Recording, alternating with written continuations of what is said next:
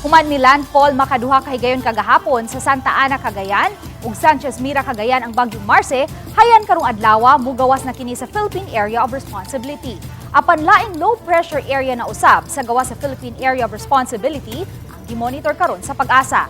Katapusan kining nasigpatan sa gilayon nga 1,620 kilometers silangan sa Visayas. Base sa Tropical Cyclone Potential Threat Forecast sa Pagasa, sumayon gihapon niini ang pa-west-northwest nga direksyon. Posible kining makasulod sa Philippine Area of Responsibility karong weekend.